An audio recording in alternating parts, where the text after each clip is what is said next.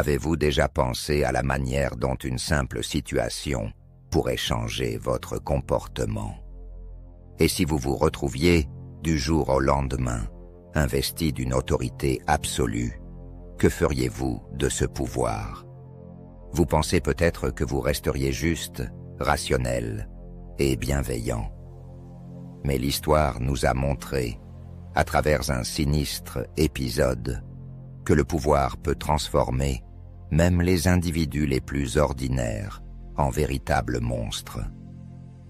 Aujourd'hui, nous allons plonger dans l'un des épisodes les plus sombres de la psychologie sociale, l'expérience de Stanford, un véritable cauchemar éveillé qui révèle comment le pouvoir et le contexte peuvent métamorphoser un être humain. Préparez-vous à découvrir des vérités troublantes. L'expérience de Stanford, menée en 1971 par le psychologue Philip Zimbardo, est l'une des expériences les plus controversées de l'histoire de la psychologie. Elle a démontré comment des individus ordinaires, placés dans des positions de pouvoir ou de soumission, peuvent rapidement perdre leur humanité et leur moralité. Pourquoi est-ce pertinent pour vous aujourd'hui? Parce que ce phénomène dépasse les simples murs de l'université. Cette expérience montre que le pouvoir, ou le manque de celui-ci, peut changer radicalement vos actions et même votre identité.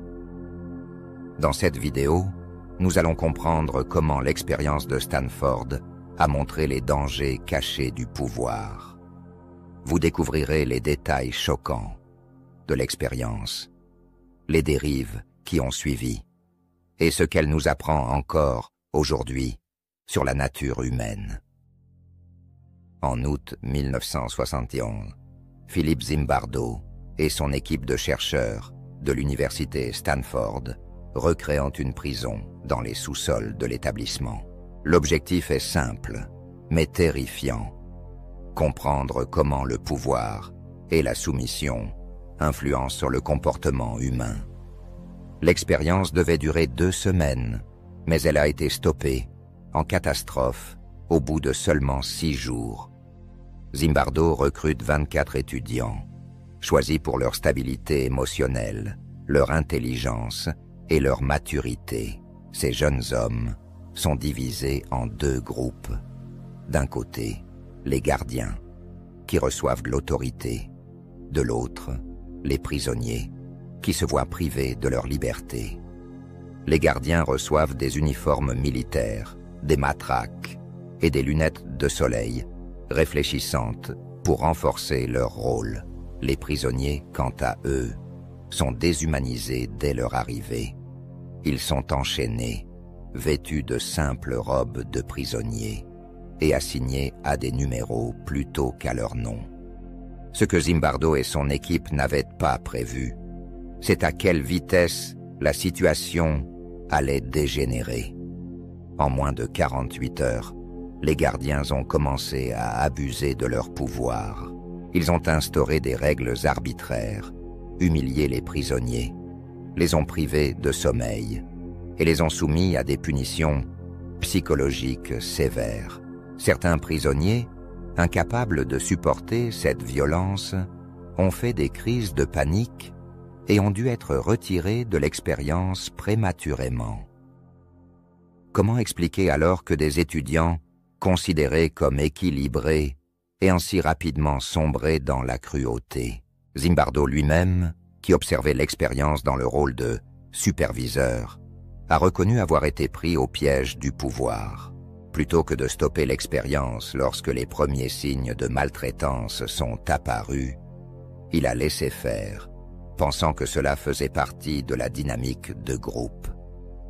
Un exemple marquant est celui du garde John Wayne, un étudiant qui a poussé son rôle au-delà des limites. Il s'est mis à incarner un personnage sadique, infligeant des humiliations psychologiques et physiques constantes. John Wayne se vantait même de sa capacité à détruire mentalement les prisonniers. Et le pire, c'est que personne ne l'a arrêté. Ce n'était pas simplement un jeu de rôle. Les prisonniers, malgré le fait qu'ils pouvaient quitter l'expérience à tout moment, se sont retrouvés pris au piège psychologiquement. Ils ont véritablement commencé à croire qu'ils n'avaient pas d'échappatoire, ce qui démontre à quel point la soumission et la perte de contrôle peuvent impacter l'esprit humain. Les implications de l'expérience de Stanford sont terrifiantes, car elles montrent que, sous la bonne combinaison de circonstances, même les personnes les plus normales peuvent être poussées à des actes monstrueux. Vous vous demandez peut-être, serais-je moi aussi susceptible de succomber à cette dynamique? En vérité, selon Zimbardo et de nombreux psychologues, nous le sommes tous. L'une des conclusions les plus frappantes de cette expérience est le concept de la banalité du mal, une idée qui avait été théorisée pour la première fois par la philosophe Hannah Arendt après le procès d'Adolf Eichmann, un haut fonctionnaire nazi. Arendt a montré que des individus ordinaires, dans un système autoritaire, sont capables de commettre des atrocités simplement, en suivant des ordres, sans ressentir de culpabilité.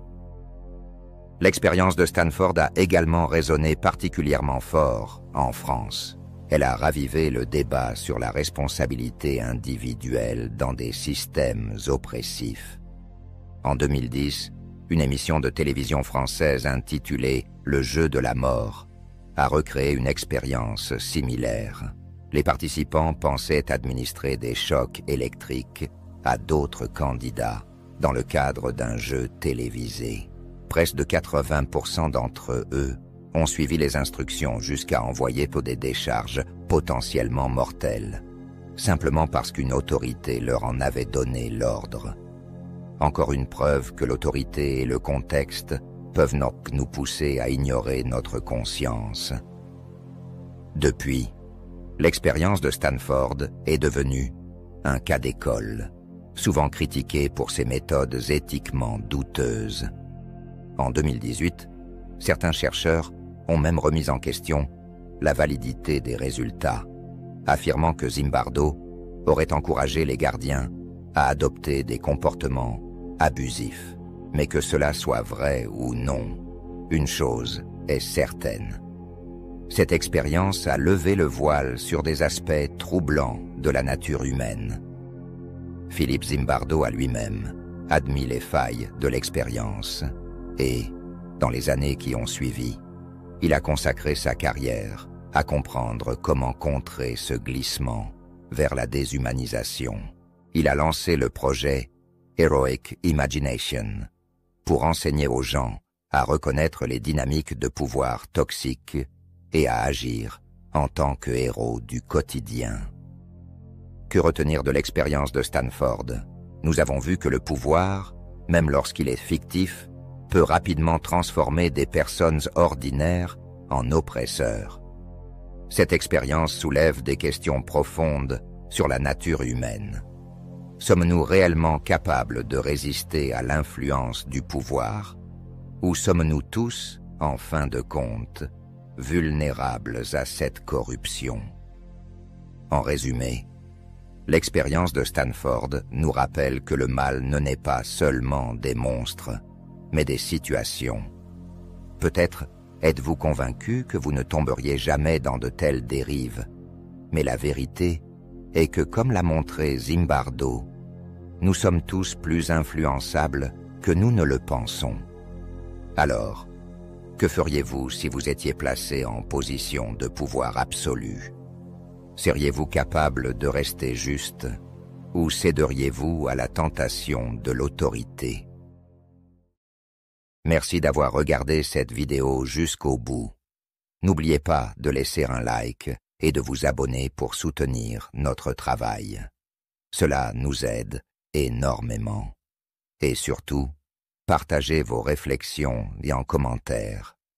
Vos points de vue comptent et nourrissent la réflexion collective.